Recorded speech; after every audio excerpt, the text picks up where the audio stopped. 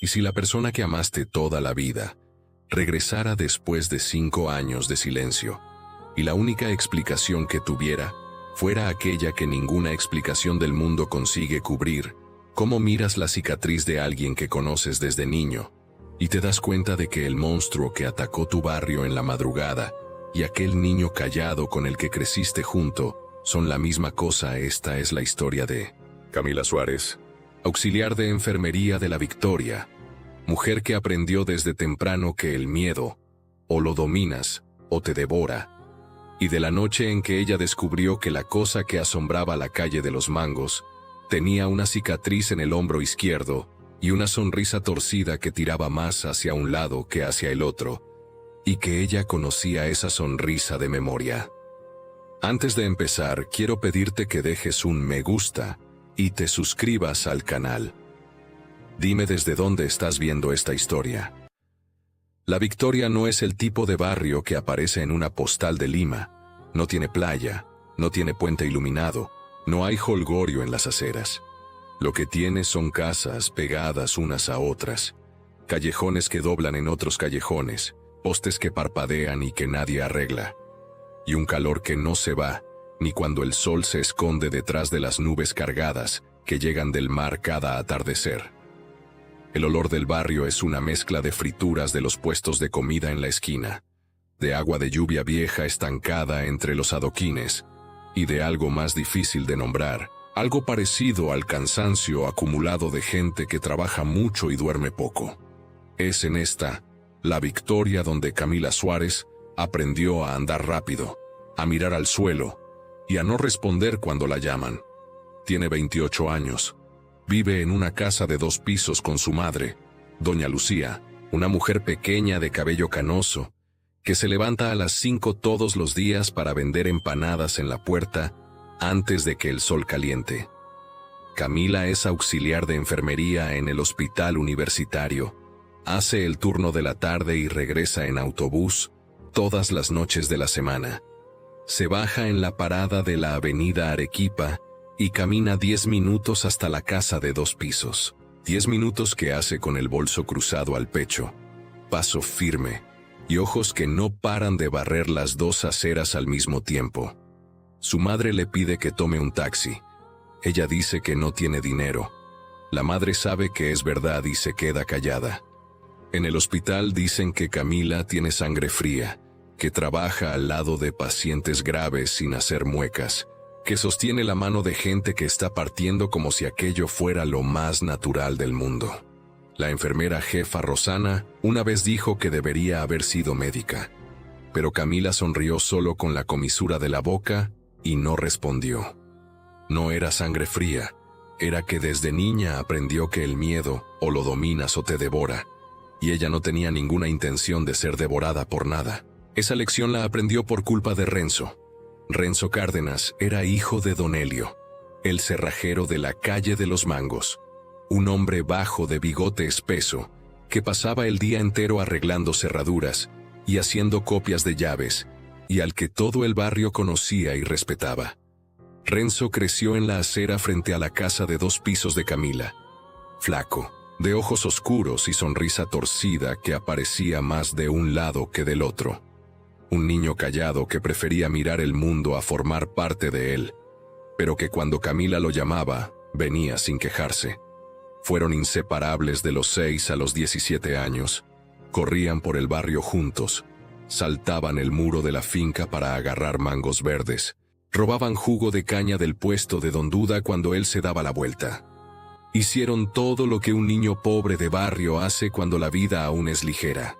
Renzo tenía una cicatriz en el hombro izquierdo, irregular y rosada, que le quedó de cuando subieron a un mango alto en el patio de Doña Nena, intentando alcanzar las frutas de la rama de arriba, y él resbaló, cayó con el brazo atravesado en una rama seca que se le clavó en el hombro. Fue Camila quien corrió gritando por la calle llamando a su madre, mientras él se quedaba apoyado en el tronco, pálido pero sin derramar una lágrima. La cicatriz quedó para siempre, y ella conocía su forma de memoria como quien conoce su propio nombre. Después, Renzo se fue. Tenía 17 años y se fue sin avisar, sin llamar, sin dejar una nota.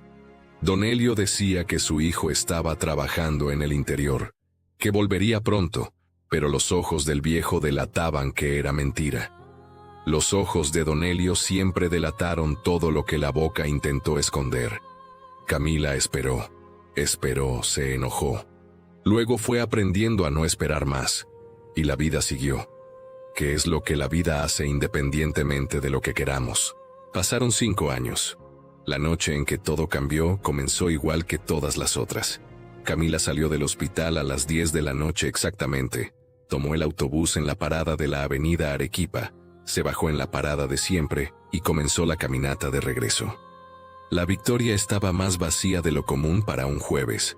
El poste de la calle de los Mangos estaba apagado de nuevo. El tercer mes seguido que la municipalidad no lo mandaba a arreglar. Ella sintió antes de ver el peso de una mirada en la nuca. El ruido de pasos intentando seguir los suyos sin hacer mucho ruido.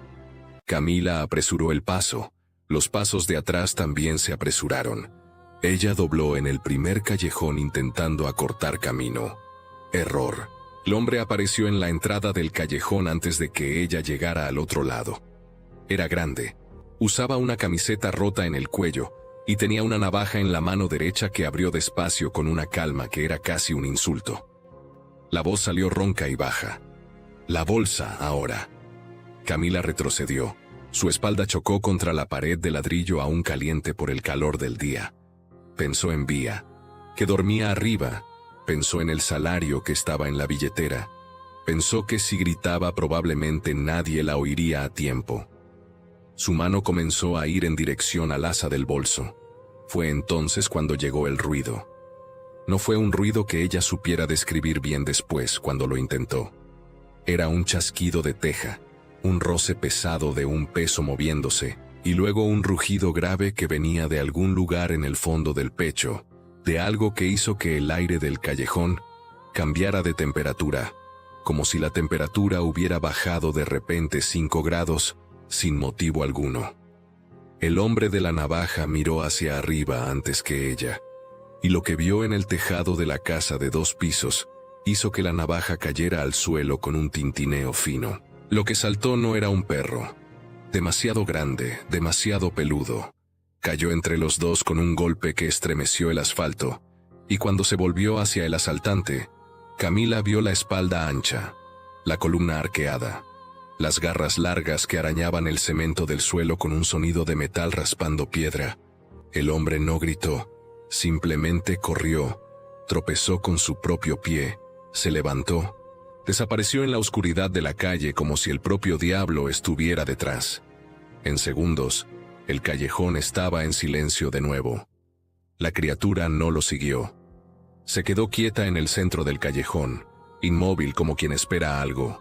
Y fue en ese silencio que Camila miró de verdad, primero a los ojos dorados y demasiado quietos para una bestia, con una expresión que ella no tenía otra palabra para describir además de vergüenza. Después al hombro izquierdo, donde el pelo era más escaso y la cicatriz estaba allí, irregular, rosada, del tamaño y la forma que ella conocía de memoria. Renzo. La palabra salió como un susurro quebrado por la mitad. La criatura retrocedió lentamente sin quitarle los ojos de encima, y se perdió en el fondo oscuro del callejón. Camila fue a casa, no le contó a doña Lucía, se acostó, no durmió. A la mañana siguiente, él estaba en la puerta, humano, más viejo, con ojeras profundas y la expresión de quien pasó la noche entera ensayando lo que iba a decir, y lo desechó todo en el último segundo. Usaba una camiseta sin mangas. La cicatriz estaba expuesta, dorada por la luz de la mañana que entraba por la rendija entre las casas de 2 pisos. Camila abrió la puerta. No habló. Esperó. Renzo contó todo en voz baja allí en el umbral, porque ella no le abrió espacio para que entrara. Aún no.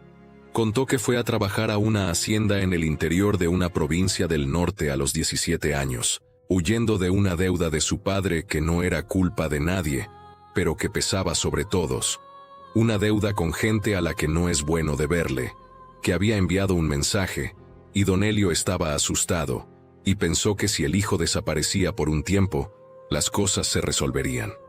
Contó que en la hacienda había un hombre llamado Expedito, viejo, encorvado, de ojos amarillentos, a quien todo el mundo evitaba al anochecer, que nadie pronunciaba su nombre por la noche, y que cuando Renato preguntó por qué, los otros trabajadores cambiaron de tema.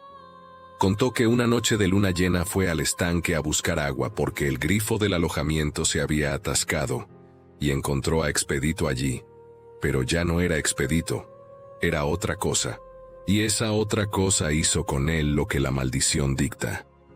No fue elección de ninguno de los dos.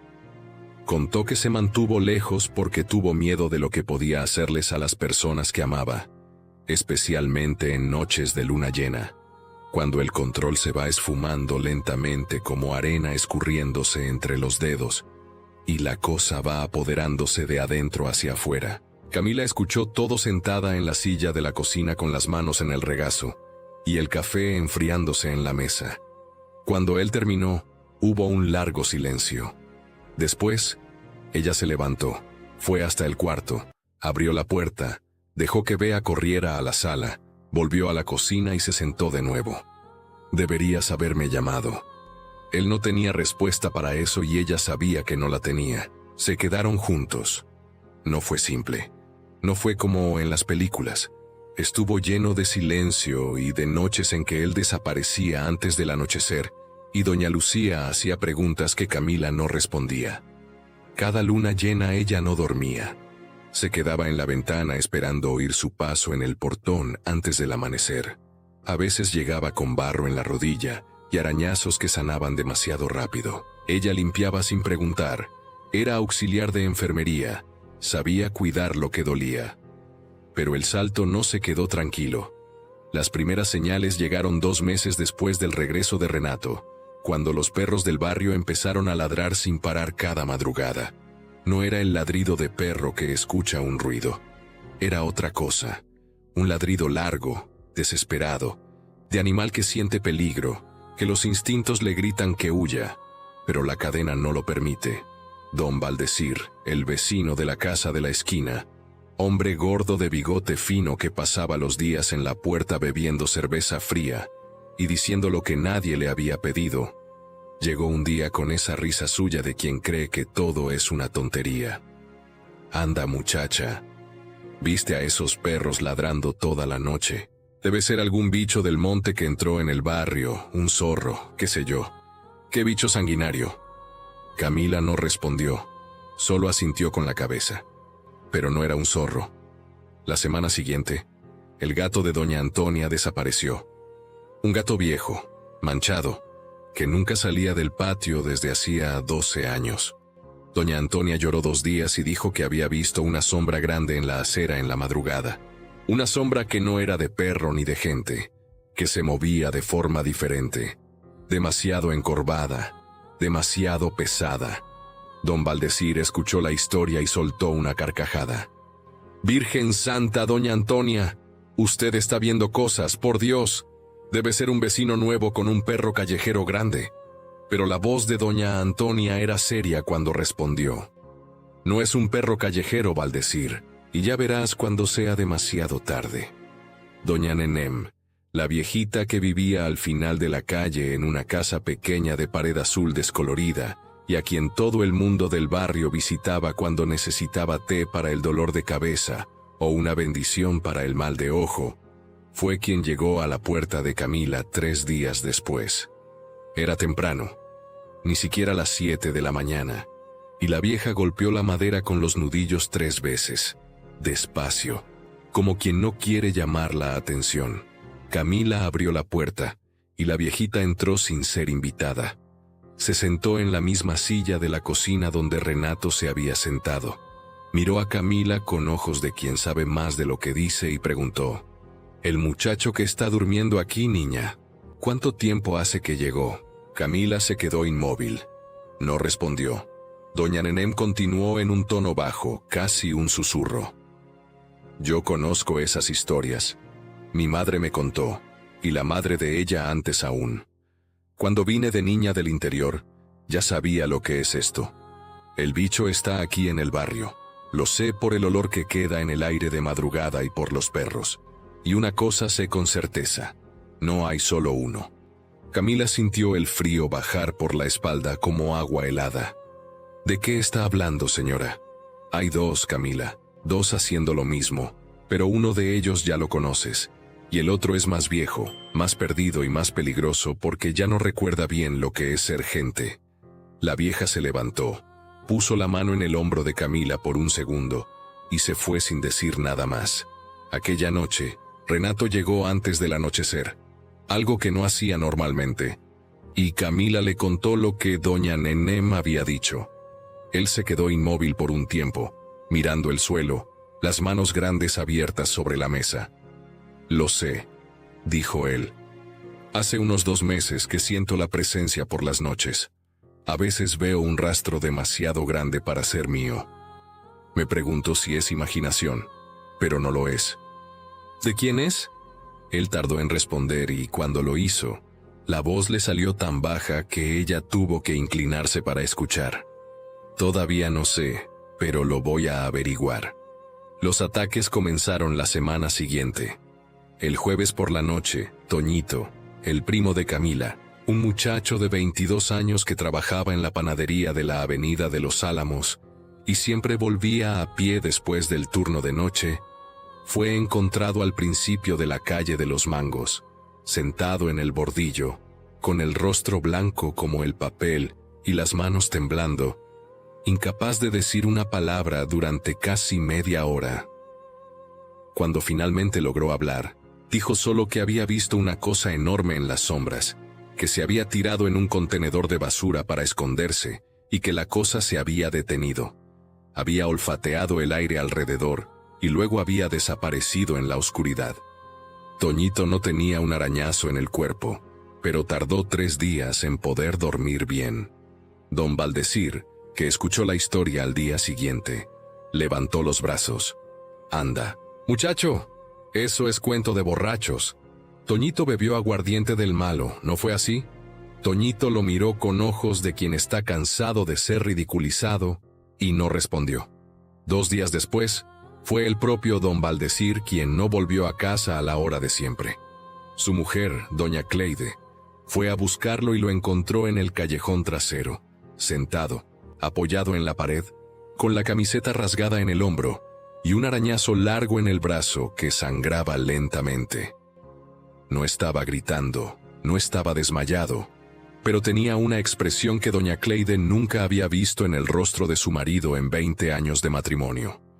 Una expresión de alguien que se había acercado demasiado a algo que no debería existir.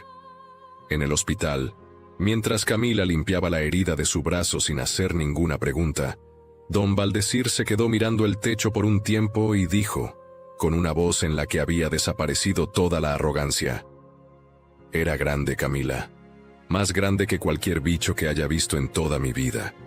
Y los ojos eran rojos, brillaba en la oscuridad como ascuas.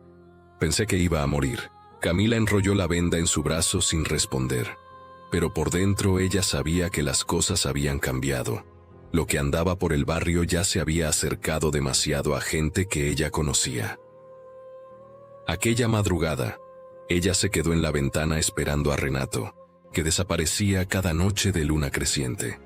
El olor de la noche era pesado, húmedo, cargado de brisa marina que venía del litoral y de algo más oscuro, algo que ella no sabía nombrar, pero que le llenaba las narinas como una presencia física. Cuando él volvió, cerca de las 3 de la mañana, tropezando ligeramente en el umbral de la puerta, con el ojo derecho cerrado y la camisa con un desgarro largo en un costado, ella tomó el kit de curación sin decir nada y empezó a trabajar. «Lo encontré», dijo él mientras ella limpiaba. «¿Quién es?». Él se quedó en silencio por un tiempo demasiado largo. «Va a doler cuando te lo cuente». «Lo sé», dijo ella sin dejar de trabajar. «Cuéntalo de todos modos». Renato respiró hondo, la respiración saliendo temblorosa por la herida en el costado que aún dolía.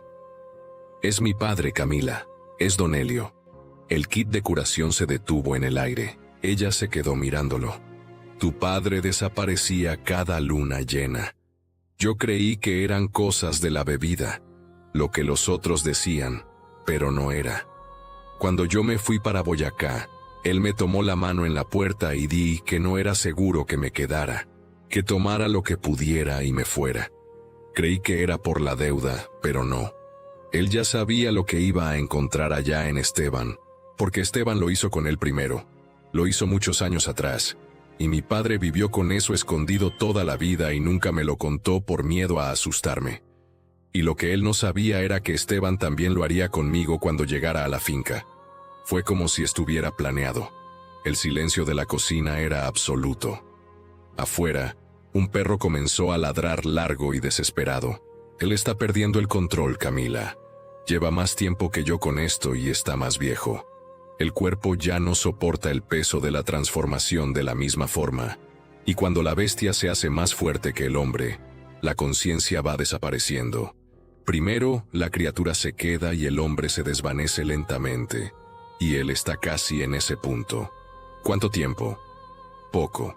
Camila se quedó parada mirando la mano de Renato en la mesa ancha y oscura, con aquel arañazo que ella acababa de cerrar, y pensó en don Elías, a quien conocía desde niña. El hombre bajito de bigote espeso, que hacía copias de llaves en la esquina, que saludaba a todo el mundo, que aparecía en los cumpleaños con una botella de refresco de 2 litros como regalo. Pensó en las noches que él desaparecía de la cerrajería, y volvía al día siguiente demasiado cansado, sin explicación. Pensó en los ojos del viejo que siempre delataban lo que la boca intentaba esconder. Ahora ella entendía lo que estaban delatando.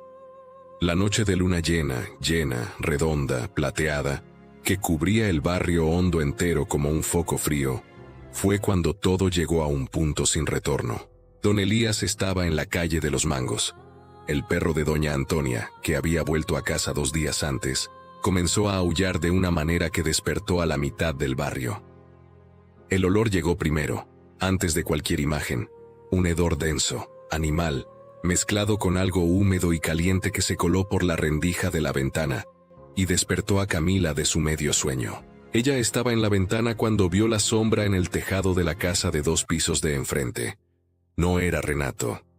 La criatura era más grande, más ancha, menos controlada en sus movimientos. Se movía de una manera que parecía que el propio peso del cuerpo era demasiado para soportar, encorvada de un lado, balanceando la cabeza de un modo lento, que no era de animal que cazaba, era de animal que sentía dolor. Camila bajó las escaleras rápido, pasó junto a doña Lucía que dormía, despertó a Renato que estaba en la habitación del fondo, y dijo solo una palabra. Don Elías. Él abrió el ojo de inmediato, se levantó aún sin estar totalmente despierto, y fue hacia la puerta antes de que ella pudiera decir nada más. Afuera, los ladridos habían cesado. El silencio era peor. La calle estaba extrañamente vacía para una noche de jueves. Solo la luz amarilla y tenue de un poste al fondo, y la luna blanca sobre todo, iluminando las piedras de los adoquines como si fuera de día, pero de un color equivocado. La criatura estaba en medio de la calle. Era demasiado grande. Tenía pelo oscuro y espeso cubriendo el cuerpo. Los hombros eran anchos como vigas de concreto. Los brazos le llegaban casi hasta el suelo con garras que arañaban los adoquines, dejando marcas en las piedras. Los pies eran demasiado torcidos, curvados como los de un animal que fuerza el cuerpo erguido sin que el cuerpo haya sido hecho para eso. El hocico estaba alargado, lleno de dientes que brillaban a la luz de la luna, y los ojos eran rojos brillantes como 2 brasas encendidas en medio del rostro. Pero era en ellos donde estaba lo más aterrador de todo, porque dentro del rojo que ardía, había algo que parecía perdido, como alguien que despierta en medio de un sueño, y ya no sabe dónde está la realidad. Renato estaba parado en la acera mirando a la criatura. La voz le salió baja, casi solo aire. «Padre». La criatura giró la cabeza en su dirección. El gruñido que salió fue gutural, profundo. Hizo vibrar el aire. Hizo que Camila sintiera el sonido en los huesos del pecho. Ella estaba parada en la puerta de la casa de 2 pisos, las manos apretadas en la madera del marco. Pero entonces la criatura se detuvo. Se quedó inmóvil mirando a Renato, y algo cambió en los ojos rojos, como una memoria intentando volver a través de mucha niebla y mucho tiempo. El gruñido disminuyó, pero no desapareció. Renato dio un paso al frente. «Sé que te está doliendo», dijo él. «Sé lo que es esto. Yo también lo siento. Vuelve a mí». Fue cuando el hombre apareció al fondo de la calle. Eran 2 hombres armados con escopetas que vinieron del fondo oscuro de la calle. Cazadores del tipo que el campo cría. Personas que cuando un animal causa demasiados problemas, la comunidad llama y que resuelven la cuestión sin hacer ninguna pregunta. Uno de ellos era don Gerardo, dueño de una finca en el límite del barrio viejo, que ya había cazado capibaras y jabalíes, y que después de los ataques de los últimos días, había decidido que era hora de acabar con lo que fuera que anduviera haciendo estragos en el barrio hondo. El otro era Paco, su sobrino, más joven pero de mirada firme y sin señal de vacilación alguna. Don Gerardo levantó la escopeta cuando vio a la criatura en medio de la calle. «Ave María del cielo». La voz le salió ronca. Esto es lo que estaba haciendo de las suyas. Renato se giró hacia ellos, levantó la mano abierta. «Esperen, no disparen aún. Salga de ahí, muchacho», dijo don Gerardo sin bajar el arma. «Esto tiene que terminar esta noche». «Es mi padre», dijo Renato y la voz le salió diferente, más pesada, más honesta que cualquier cosa que había dicho en mucho tiempo. Los dos se detuvieron. La criatura detrás de él sintió la tensión, y el gruñido volvió más fuerte, ahora mezclado con un aullido bajo que subía de dentro del pecho, y que hacía que los pelos del brazo se erizaran solo de escucharlo.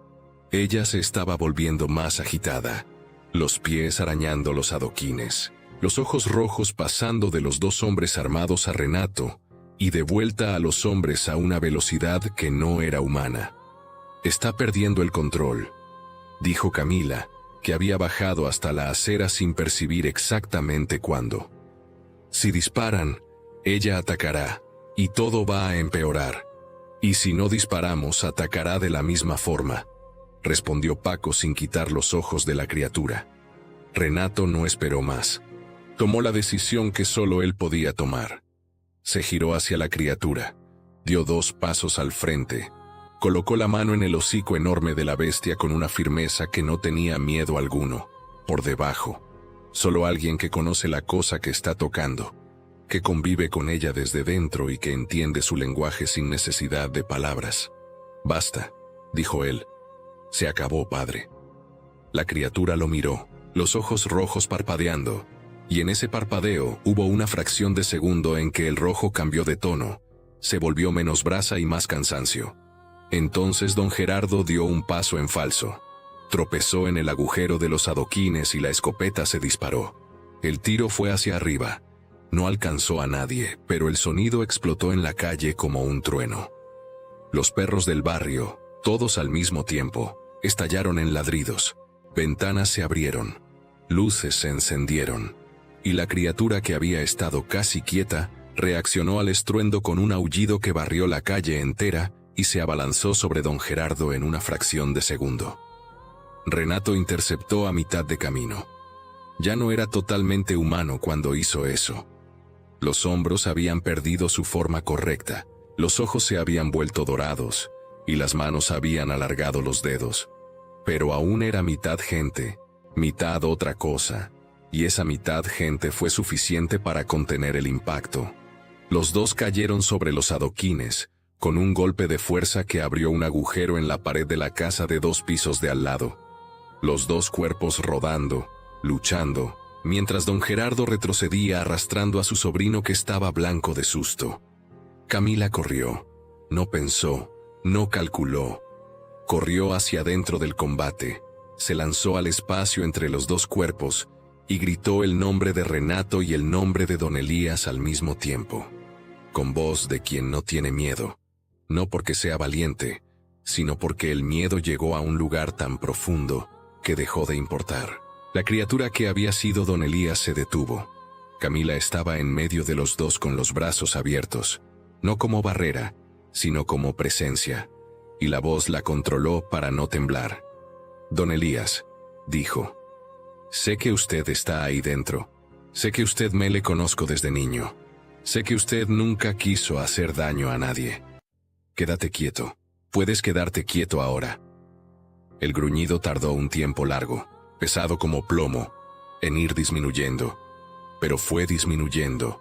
Renato se levantó despacio a su lado, medio transformado, medio no. Puso la mano en el hombro de la criatura de nuevo, esta vez sin firmeza defensiva, con una ternura que Camila nunca había visto en él antes. La misma ternura de hijo que va a visitar a su padre en el hospital, que sabe que las cosas no van a mejorar, pero que va de todos modos porque es lo que se hace cuando se ama a alguien. La criatura osciló. Las rodillas se doblaron primero, después el cuerpo entero cayó al pavimento en un movimiento lento y pesado como árbol que cae, y lo que cayó ya no era una bestia, era un hombre. Don Elio estaba tendido en el pavimento de la calle de los Mangos, con el cuerpo encorvado, el bigote grueso, el pelo blanco que la luz de la luna volvía aún más blanco, y los ojos que estaban cerrados, y, al abrirse, eran oscuros de nuevo, oscuros y agotados, como los de alguien que lleva cargando un peso demasiado grande desde hace demasiado tiempo. Miró a Renato. «Hijo mío». La voz salió quebrada. «Disculpa». Renato se agachó junto a su padre y no dijo nada por un tiempo. Solo se quedó allí con la mano en el hombro del viejo, y dejó que el silencio ocupara el espacio que las palabras no podían llenar. Don Geraldo y Chema estaban parados al fondo de la calle, con las escopetas bajadas y el rostro de quien presenció algo que nunca esperó ver.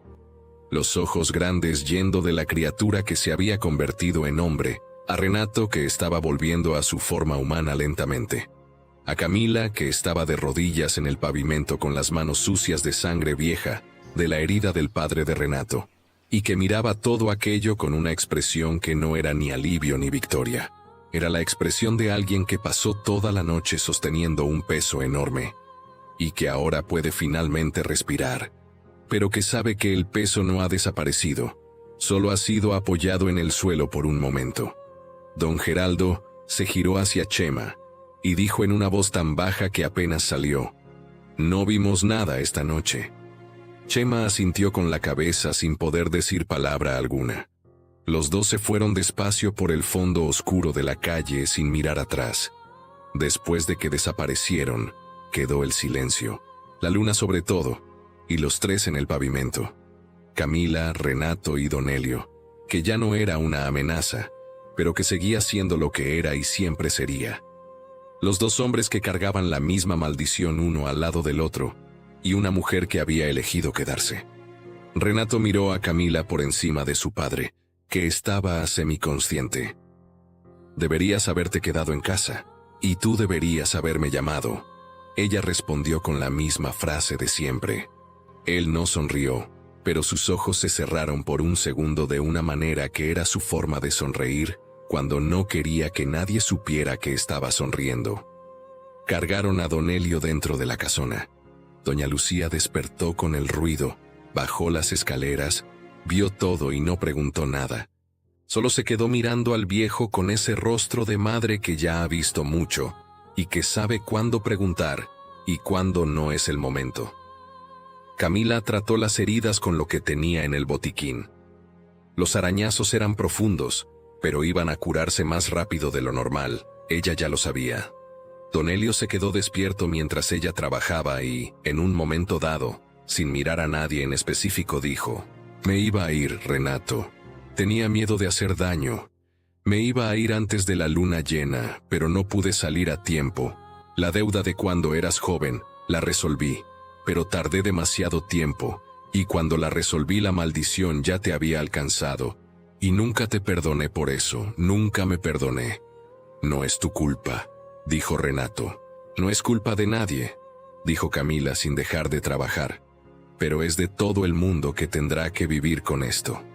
Las semanas que vinieron después fueron extrañas y difíciles, y llenas de silencio, del tipo que no es ausencia de cosas, sino presencia de demasiadas cosas para caber en palabras.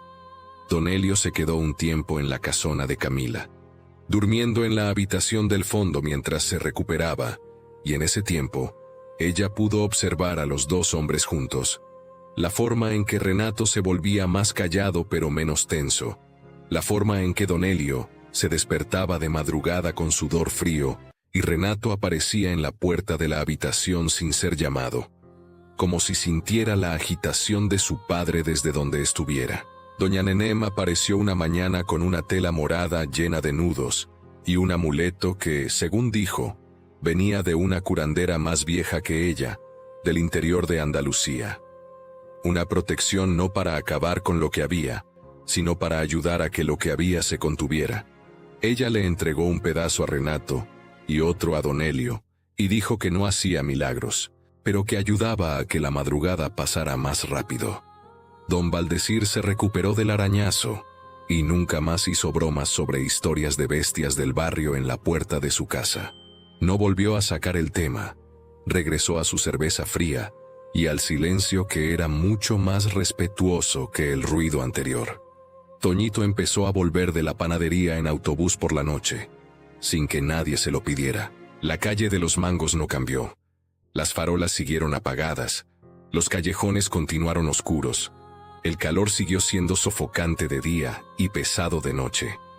Pero quien andaba por Tepito después de las 10 a veces oía, allá en lo alto de los tejados, un gruñido bajo, casi imperceptible, que no era de perro ni de gato, que era de otra cosa, y que curiosamente no daba miedo, daba una sensación extraña, parecida a la seguridad, como si algo en la oscuridad de esas calles peligrosas estuviera vigilando y no fuera a dejar que sucediera lo que casi le había pasado a Camila aquella noche en el callejón.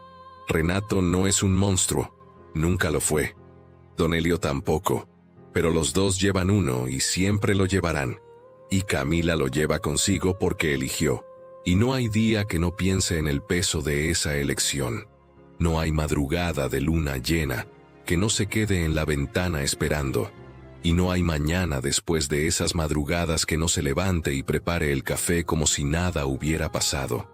Porque es eso lo que se hace cuando se ama a alguien, y cuando el amor que elegiste tiene dientes y garras y una cicatriz vieja en el hombro izquierdo que conoces de memoria como tu propio nombre. La maldición no se fue, solo aprendió a compartir espacio con quien decidió quedarse. Y toda esta historia termina aquí, pero no termina de verdad, porque hay noches en Tepito que la Ciudad de México se queda quieta. Hasta las farolas parpadean más despacio, y entonces el aullido viene bajo, de lejos, como recuerdo de que el mundo tiene cosas que no podemos nombrar, que existen en las grietas entre lo que es humano y lo que no lo es, y que a veces esas cosas también aman, a su manera con lo que tienen. ¿Te gustó esta historia? Entonces no olvides darle a me gusta. Suscríbete al canal y activa la campanita para no perderte ninguno de nuestros relatos.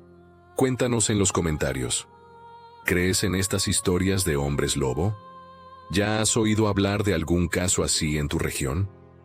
¿Alguien que conocías que desaparecía en noches de luna llena y volvía diferente? Deja tu opinión aquí abajo y hasta el próximo video.